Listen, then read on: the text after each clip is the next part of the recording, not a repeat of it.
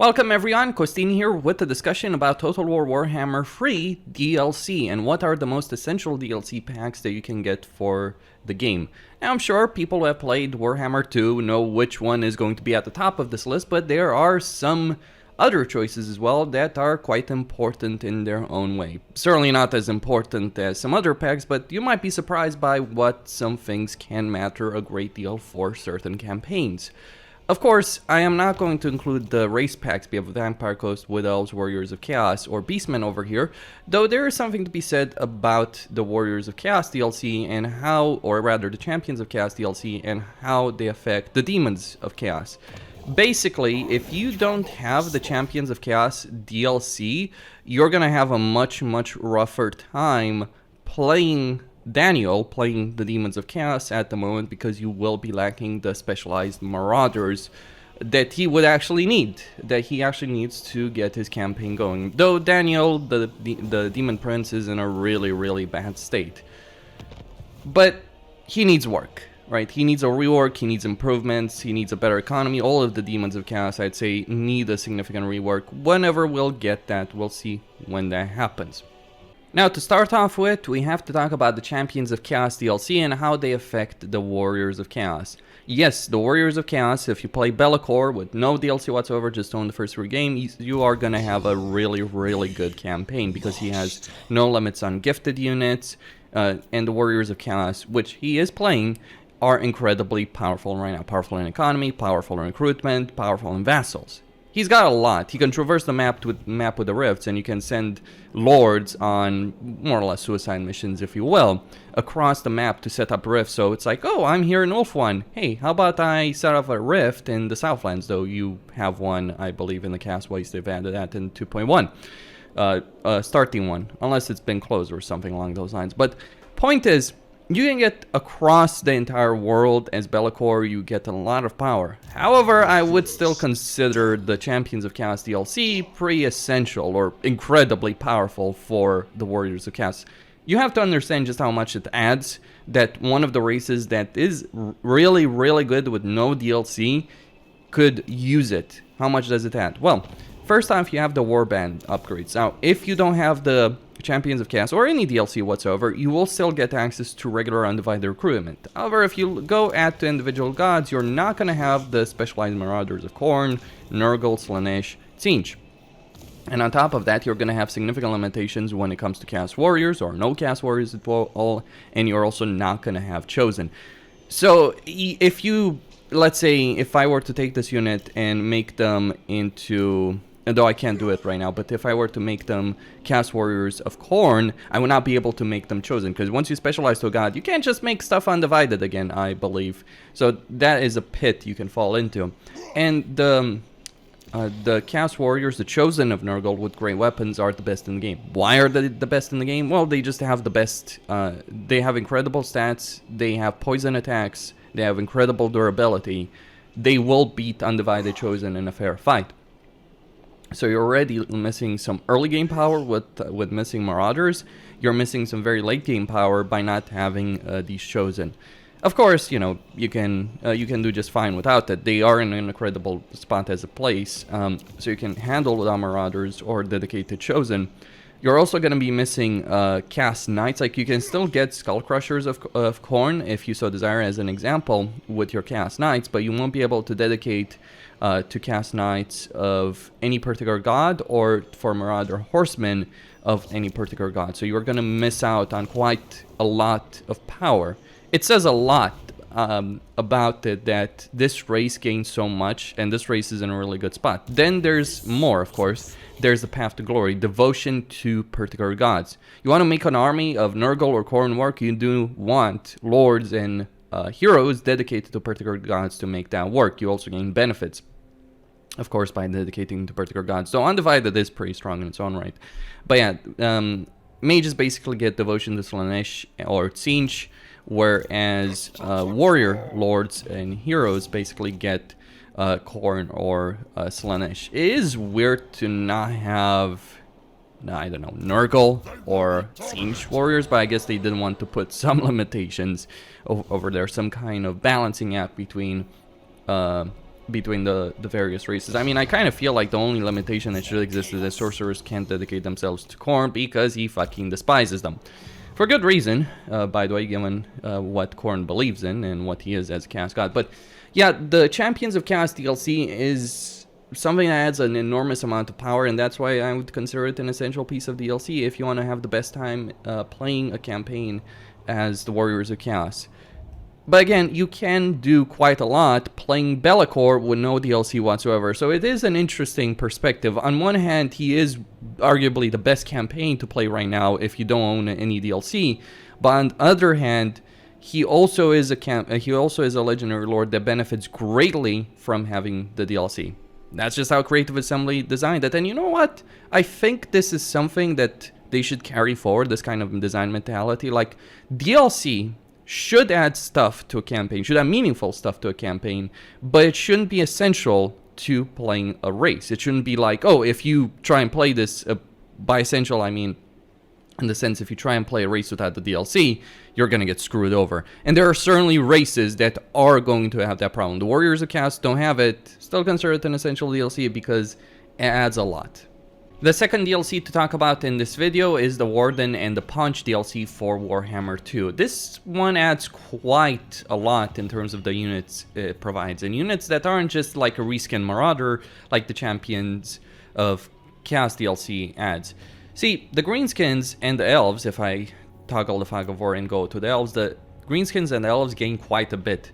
If you're playing Elfarian, you gain special units that only he can recruit. That does put some limitations on what the Elves are getting in this DLC, because the Mistwalker units are Elfarian units only, but they are incredibly powerful units that you can buff through his campaign mechanics. Crucially, the High Elves also get the Archmage Lord. The Archmage Lord provides you a magical lord to use at the head of an army. If you don't have that, magic is going to be far more limited, because the number of mages you can maintain in any particular campaign, unless you have really a globe spanning empire, can be limited. It is much easier to get a lot of armies led by lords that are mages than it is to get those heroes to lead the armies, at least as the High Elves. Chaos has a different discussion given the tier of building they need for the sake of being able to recruit their mages, but yeah, High Elves can benefit greatly from having the Archmage, and Elfarian has a lot of power behind them. But outside of that, the Greenskins do gain an enormous amount for this DLC. Like with the Warriors of Chaos, they're in a really good spot, even with no DLC, but the DLC does certainly give them a lot more power that can't just be ignored. So you get pump wagons for this DLC. If you don't have pump wagons, your tier 1 Goblin toolbox is gonna give you no recruitment whatsoever at tier 1. So you get pump wagons, which are pretty good early game chariots. Beyond that, you also get more trolls. River trolls, stone trolls, you name it, and rogue idols. Rogue idols are, without a doubt, the best unit in the entirety of the Greenskin roster. So you get some early game, so you get some strong early game units, some strong mid game units with the trolls, and a really powerful end game unit. That is genuine power in your hands. I would say the Champions of Chaos is more important in some ways, but yeah, it can't be argued that what the Greenskins get is an enormous amount. Like, Creative Assembly really gave players a lot with this particular DLC, and it's certainly worth the price. But what is the most important aspect of the DLC? It's right here, this particular hero type, the Giant River Troll Hag. But why is that? Is it her magic? Is it her combat ability? And both of those are okay, but Greenskins certainly don't lack for heroes that have good combat ability and have good magic. Like, the Shamans are particularly good in terms of magic, substantially better from my perspective than the River Troll Hags, and combat ability, they have plenty of options there. However, the River Troll Hags do provide something that no other hero on the Greenskin side does provide: replenishment. Replenishment of troops. So by default at level 1, you get 8% replenishment for any army that a River Troll Hag is attached to. And you can increase it by an additional 9%. That is a lot of replenishment. And heroes of replenishment are very significant for any race that has them. Some races don't have them. Cafe is a particular example of this. And they do suffer as a result of that. Greenskins are in a good spot economically. replenishment even wise by default, but getting that River Troll Hag means that you'll be able to replenish your armies much more quickly than you would.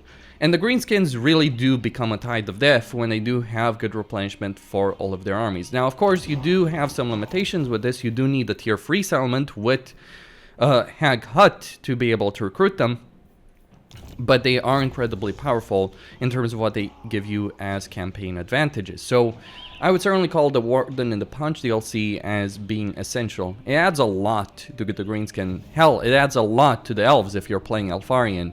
Or it adds something significant to the elves. Not essential, I'd argue. Dark mages aren't essential. They're nice to have, but they're not essential. Yeah, the River Troll Hags, I would absolutely call essential. Take these out, yeah, it would suck playing a campaign without Rogue Idols or the Stone Trolls, River Trolls, Snot Wagons. But you can certainly do it, and you can get very far with it. The DLC just gives you a lot of power. So again, like with the Warriors of Chaos, you have a race that's pretty good by default, but the DLC just buffs them for the stratosphere, if you will.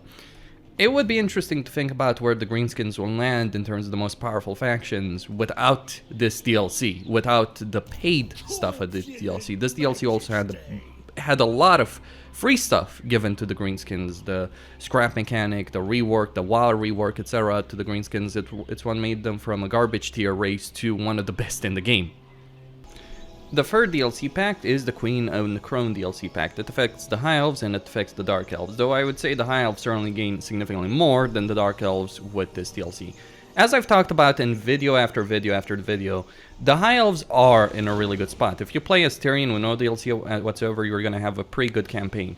They're more of a grower race than a race that starts very strong, like the Greenskins or the Warriors of Chaos. They're a race that gets stronger the more you play the campaign. The more you conquer the map, the stronger you're going to be playing the High Elves. They have scalability, which is not something every race does have. But what about this particular DLC? What does it add that it is so important? Beyond Alariola as a legendary lord, beyond her ability to recruit tree units like Dryads, Treekin, and Tree Men, which is substantial power in its own right, but it is limited, of course, because you can only do it in this particular province. But beyond that, they do add one unit, and it's just one unit that makes this DLC essential, and that is the Sisters of Avalarn. The Sisters of Avalarn are one of the best range units in the entire game, and crucially, they have good range and they have armor-piercing missiles. Like, if we look at their armor-piercing, they have 21 armor-piercing damage on their ranged attacks. Archers, in contrast, if we look at archers to give a contrast, archers only have 3. So if you're playing the High Elves, one of the problems you are going to encounter, especially in the late game, maybe even the mid game, is your lack of armor piercing on your ranged units. Yes, your artillery, your bolt throwers do have it, your archers do not. You can do pretty well even so, but if you're trying to deal through a lot of armor, you are going to have some issues as the High Elves without something to fill those gaps. And that's exactly what the Sisters add. They fill that gap. They are an important unit to have in every High Elven campaign. You won't be running around with armies of these Sisters on the campaign. They are expensive. They are expensive to recruit. They are expensive to maintain, but they are going to add a fairly significant amount of power to your roster. It is a special building that you recruit them from, but it's only tier 3. You can get these at tier 3. You can get these in the mid game. Hell, you can even get these in the early game if you play your cards right. And it gives you handmaidens as well. Though handmaidens aren't too important, the Sisters absolutely are. They close that gap. They fill that spot in the ranged arsenal that the High Elves have. It really helps them out and makes their armies, like, if you have a Doom stack of Sisters, that is one of the most powerful armies you can get in the entire game. Now, a Doom stack of Archers is going to do pretty well in every situation, but the Sisters are just going to destroy everything that stands in their path, and that is what makes this DLC essential. Dark Elves also benefit from it, but yeah, if you desire to play High Elves, I would strongly recommend getting the Sisters of Avalarn, getting the Crone DLC, because they are going to add quite a lot to your campaign. Again, they do cost a double upkeep than an Archer unit, so there is going to be a significant cost associated with them. Of course, there's also the Regiments of Renown part that you get, Regiments of Renown for them as well. And I think this is, if I'm not mistaken, I think this is the DLC that you require to actually get Regiments of Renown to begin with as the High Elf. So you also have that aspect when it comes to this particular DLC. And that is what makes it essential. Just fills an important hole in the High Elven roster. Gives you a hero type, not really important. I'd argue certainly not important. The problem with Handmaidens is, yeah, they're just not incredibly great, though they do have troop replenishment, but you can get that from other ways as well. I'd say the stimulate growth is probably one of the things they add that is more significant. But yeah, that is the Queen and the Crone DLC and what it adds to a campaign. If you want to play the High Elves, go get it. Now, one of the final DLC packs to talk about is the Beast and the Hunter DLC that came out for Warhammer 2. Marcus Wolfheart is a really bad legendary lord because of his meter over here and the issues that he has with the natives, so to speak, in Lustria, with the Lizardmen armies that are going to be an issue for him to deal with, as well as his recruitment. He is a garbage legendary lord, and he's been considered garbage for a very long time. However, his DLC does add something that is quite crucial for every single Imperial campaign. The Empire is not in the best state as a faction right now, as a race in Warhammer 3, and as with all of the DLC. Take out this particular DLC pack and they're gonna have a much worse time. But why is that? Well, what does the DLC pack? It adds Huntsmen, it adds War Wagons, and it adds Archers. Archers are the important aspect here. Why is that? Because you can recruit them from every settlement that's level 1. You don't need the barracks chain, and they're cheaper than crossbowmen. They also have the same range power as crossbowmen pretty much early on. Like if I look at the building browser over here and we look at crossbowmen, you can see that yeah, crossbowmen do have more range and they do have armor piercing, which is good. They do have 6 armor piercing as opposed to 2 of archers, but they also cost more than archers, and they do require a barracks chain to be able to recruit. Without archers, you can only recruit spearmen from a tier 1 building. Like here, you can only recruit spearmen and archers without having a barracks. Or spearmen are awful. They're actually one of the worst units, I'd say, early on for any campaign. I'd only say Skaven slaves are probably worse than these guys. I mean, they're an anti-large unit that has charge defense against foes. They're not going to do very well as an early game unit. Archers, however, will do exceptionally well as an early game unit. They're not elven archers, absolutely, but they're pretty goddamn cheap to maintain, and that is the important part over here when we're thinking about any particular benefit. Now, of course, he does get the 50% upkeep for them, so that would be 88 upkeep. But even so, 88 is not a lot of money to ask for a unit that is on par with the tier 2 unit, the crossbowmen, but just lacks armor piercing. Doomstacks of archers became the norm in Warhammer 2 for any early game Imperial campaign, and that's still the case in Warhammer 3. It sounds silly to say that the DLC is essential just because you get one unit, and that the legendary lord that you get as part of the DLC is not important at all, because, quite frankly, the Hunts Marshal isn't important at all. The War Wagons are awful units. The Huntsmen don't matter all that much, though, yeah, you do have stock and firewall moving, but not important for the Imperial Army. However, the Archers are an essential unit. They are an essential unit to get your campaign going, any campaign going. You will be able to maintain multiple armies, and that is crucial in Total War Warhammer 3. Being able to get large armies from the very start. Now, the problem for the Empire is that they do have a really good roster, but it's like a mid to late game roster. Their early game roster isn't that great, and they do have problems, significant problems in all of their campaigns because of that. Sure, if you can get to high level and you can start unlocking Hellstorms and Demigryphs and Greatswords and Handgunners, you are going to have a great deal of power on your hand, as well as with all of the heroes and the mages in particular that the Empire can recruit, or the Priests of Sigmar. Sure, you will have a lot of power on your hands when you're playing an Imperial campaign in the mid to late game, but the early game is essential for any campaign succeeding or failing. It has been the case since Warhammer 2, it certainly is the case in Warhammer 3. The most powerful races are the ones that can succeed in the early game, and from my perspective, take out Archers for the Empire, they're just going to do horribly in pretty much every single one of their early game campaign. And the final DLC pack on this list is the Prophet and the Warlock DLC. This DLC adds Ikit Claw. Ikit Claw is arguably the best legendary lord for the Skaven. The Skaven are a grower faction, race, if you will. A faction that gets better over time. Starts out incredibly weak because they can only recruit Skaven slaves, which are generally the worst units you can recruit at tier 1 in the entire game. But it doesn't matter because they have tools to deal with that. Specifically, I start with Skaven Blight here, it starts level 1, not too bad at all. But I can abandon it, and I already did, and then reoccupy it as level 3, or even higher if I had more food. Obviously the food cost is going to send me back in some significant fashion, but it doesn't matter, and then I can get unit recruitment. Specifically, I can start going for the Warpstone Tractor Beam, which is a unique structure in Skaven Blight that's going to give me Warp Fire Throwers, Rattling Guns, and Warlock, Warplock Jezzails.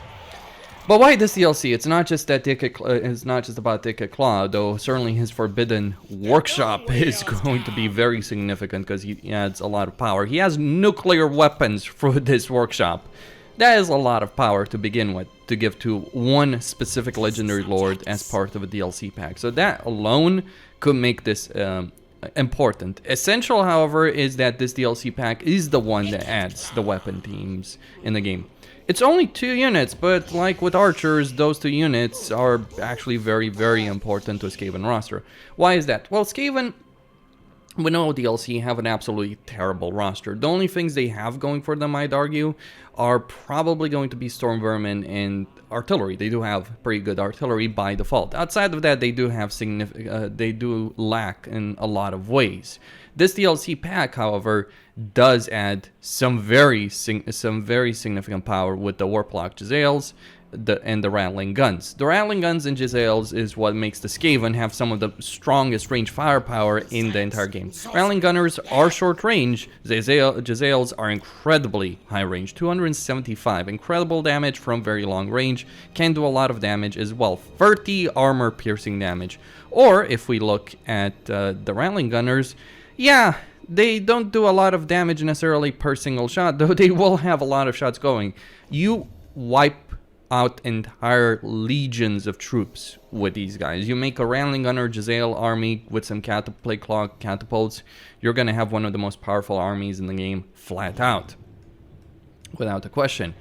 The Skaven do have issues. They have issues with their corruption, they have issues with their very slow start, and that does affect certain lords, some of their lords far more than others, though I would say they're in an okay spot. Not in a great spot, but they're in an okay spot. But play Skaven without Rattling Gunners and Warplock Jezzails, you're just gonna end up relying on melee units, and Skaven don't have the best melee units in the game. I'm consider throwing Clan Rats or Storm Vermin against demons. We all know how that's gonna go down in a straight up fight.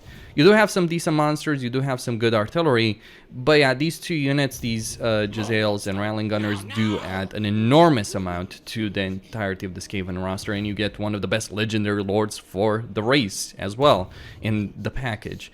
So yeah, Prophet and Warlock, most essential DLC pack in the entirety of Warhammer 1, 2, or 3. Playing Skaven without it is not recommended.